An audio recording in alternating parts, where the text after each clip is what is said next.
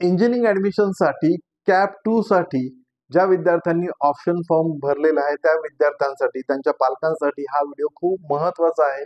कारण उद्या म्हणजेच 11 ऑगस्टला अलॉटमेंट येणार आहे कॅप 2 ची आणि त्यानंतर कोणता निर्णय घ्यायचा आहे याविषयी काही प्रश्नांची उत्तरे या व्हिडिओमध्ये मी डिस्कस करणार आहे. नमस्कार, मी साळुंके सर केमिस्ट्रीमध्ये आपले स्वागत आहे. मी डायरेक्ट इथे आपल्या शेड्यूलवर येतो. या शेड्यूलनुसार पहा 11 ऑगस्टला इथे 11 ऑगस्ट म्हणजे उद्या, आज आहे 10 ऑगस्ट. 11 ऑगस्टला काय येणार आहे? Display of provisional allotment of cap round 2. आता हे झाल्यानंतर कॅप राऊंड 2 चं अलॉटमेंट झाल्यानंतर वेगळ्या प्रकारचे विद्यार्थी असतील. आता ते काही प्रकार जे आहेत ते इथे पाहणार आहोत.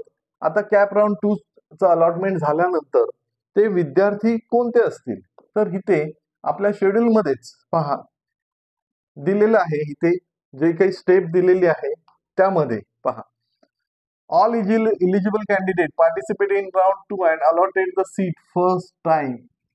ज्यांना फर्स्ट टाइम म्हणजे कॅप 1 मध्ये ज्यांना सीट अलॉट झाली नव्हती असे विद्यार्थी आणि ज्यांना कॅप 2 मध्ये सीट अलॉट झालेली आहे, ओके, त्यांनी काय करायचं आहे? सेल्फ व्हेरीफाय करायचं आहे.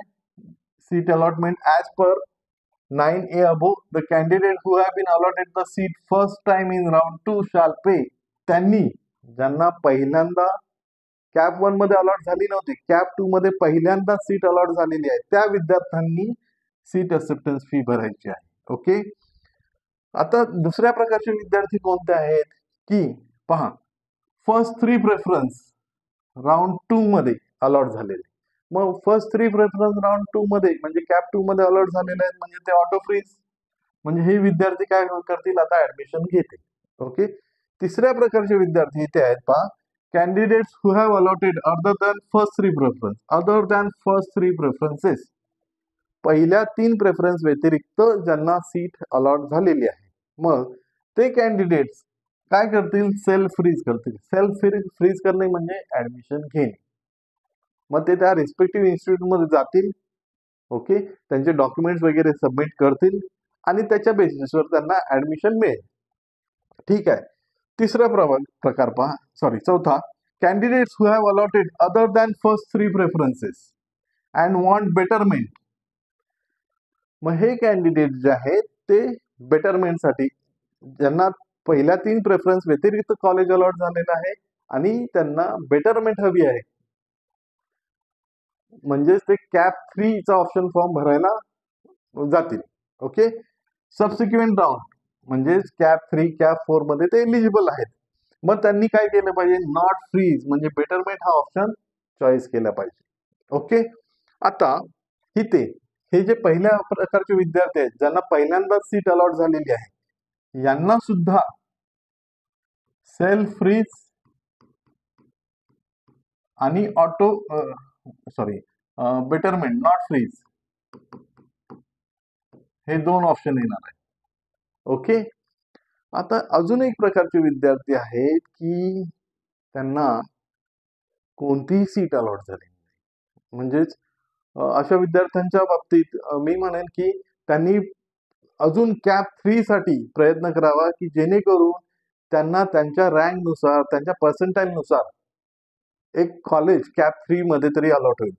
म्हणजेच अशा विद्यार्थ्यांनी ज्यांना अलॉटच झालेलं नाही, कॅप 1 मध्ये नाही, कॅप 2 मध्ये नाही, मग त्यांनी व्यवस्थित कॉलेज लिस्ट बनवावी, जास्तीत जास्त कॉलेज इन्क्लूड करावेत जर त्यांचा पर्सेंटाईल खरंच लो असेल तर. ओके. आता यानंतर पहा, जे इथे ऑटो फ्रीज झालेले आणि सेल्फ फ्रीज झालेले अशा विद्यार्थ्यांनी काय करायचं आहे? इथे step 15, reporting to the allotted institute. त्या इन्स्टिट्यूटला जे काही इन्स्टिट्यूट मिळालेलं आहे त्या इन्स्टिट्यूटला व्हिजिट करायचे आहे, रिक्वायर्ड डॉक्युमेंट सबमिट करायचे आहेत, ओके, आणि फीज पेमेंट करायची आहे. त्या कॉलेजची जी काही फीज असेल ती फीज भरायची आहे. आता त्यांचा डेटा जे विद्यार्थी ऍडमिशन घेतील कॅप राऊंड 2 मध्ये त्यांचा डेटा त्या इन्स्टिट्यूटने त्यांच्या लॉग इन थ्रू काय करायचं, अपलोड करायचा आहे. जर एखाद्या विद्यार्थ्याच्या डॉक्युमेंट्समध्ये काही डॉक्युमेंट्स फॉल्स क्लेमच्या असतील, तर म्हणजे जे ऍडमिशन झालेलं आहे ते फॉल्स क्लेमवर असेल, तर ते इन्स्टिट्यूट ते ऍडमिशन रिजेक्ट सुद्धा करू शकतं. म्हणून ऍडमिशन घेतेवेळी सर्व डॉक्युमेंट्स ओरिजिनल असले पाहिजेत तुमचे. आता ही जी काही डेट आहे ती 12 ऑगस्ट ते 14 ऑगस्ट 2025 5 वाजेपर्यंत आहे हे. ओके. आता आपल्याला हे फ्रीज म्हणजे सेल्फ फ्रीज किंवा नॉट फ्रीज हे ऑप्शन चॉईस करण्यासाठी 12 ऑगस्ट ते 14 ऑगस्टच 3 वाजेपर्यंत वेळ देण्यात आलेला आहे आणि ऍडमिशन घेण्यासाठी 12 ऑगस्ट ते 14 ऑगस्ट संध्याकाळी 5 वाजेपर्यंत हा वेळ देण्यात आलेला आहे. इथे ऍडमिशन झाल्यानंतर कॅप 2 चे ऍडमिशन झाल्यानंतर पहा अजूनही सीट्स वॅकंट राहतील. ओके. मग त्या सीट्स वॅकंट राहिल्यानंतर सीईटी सेल काय करेल, display of provisional vacant seat for cap round 3. Cap round 3 साठी प्रोव्हिजनल वॅकंट सीट्स ची लिस्ट जी आहे ती पब्लिश करणार आहे 16 ऑगस्ट. ओके. ह्या होत्या कॅप 2 अलॉटमेंटच्या नंतरच्या इमिडिएट नेक्स्ट स्टेप्स, की कॅप 2 ची अलॉटमेंट झाल्यानंतर लगेचच काही दिवसांमध्येच आपल्याला कोणकोणत्या स्टेप्स घ्यायच्या आहेत. ओके. हा व्हिडिओ जर तुम्हाला आवडला असेल तर नक्कीच एक लाईक करून मला सपोर्ट करा, जेणेकरून यूट्यूब अल्गोरिदम मध्ये हा व्हिडिओ जास्तीत जास्त विद्यार्थ्यांपर्यंत, जास्तीत जास्त पालकांपर्यंत पोहोचवला जाईल. जर अजूनही सबस्क्राईब केलं नसेल तर प्लीज सबस्क्राईब करा. मी इथे थांबतो. धन्यवाद.